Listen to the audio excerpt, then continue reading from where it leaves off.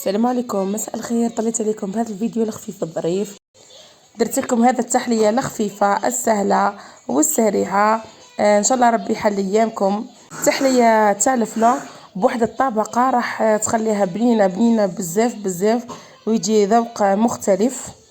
اول حاجه نديروها هنا، درت انا 3 كيسان تاع حليب مع 2 مغارف ونص كبار تاع مايزينا. نزيد معها هنا السكر. انا درت 3 ملاعق سكر.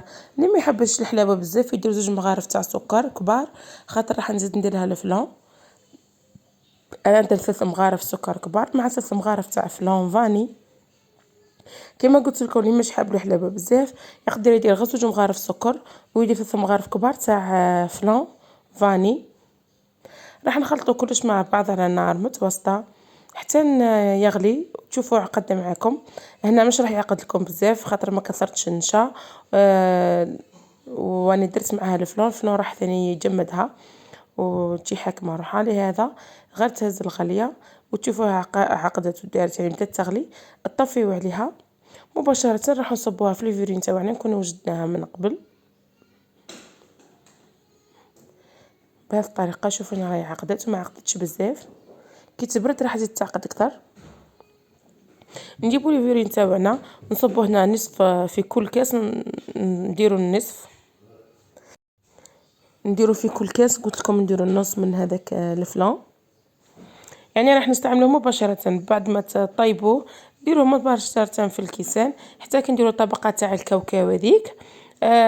نخليوه يعني. شوفوا هنا ديجا كي تشوفوا داير هذيك الطبقه الفوقانيه الصفراء، يعني كي تنشف الطبقه تاع الفوق نديروا عليها الكاكاو. شوفوا هنا يعني مش راح يتخلط مع الخليط لانه دارت هذيك الطبقه راح يبدا يجمد. عندي هنا كاوكاو محمص ومرحي.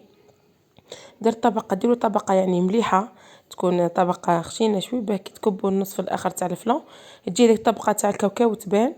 وهذا الكاوكاو راح يزيد له فيه واحد القو ما شاء الله بنين بزاف. تصلح هذه التحليه في رمضان ولا حتى في الايام العاديه. انا كنت يعني درت العشاء وقلت وسخفت عليه حاجه حلوه، قلت خلينا ندير هذا التحليه خفيفه، يعني راني مريضه بلا قريب. ربي يشفيني يشفي جميع المرضى. قلت خلينا ندير هذه التحليه الخفيفه ما تديش بزاف الوقت و ميم طون تجي بنينه ما فيهاش بزاف مكونات. يعني كي عندك الفلان والحليب والنشا تقدري ديريه. نضيف انا مباشره النصف الاخر تاع الخليط بهذه الطريقه. وثاني بلا ما تخليوها تبرد غير نكبوا هذا النصف الاخر، نجيبوا حبه شينه ونقطعوها مربعات صغار.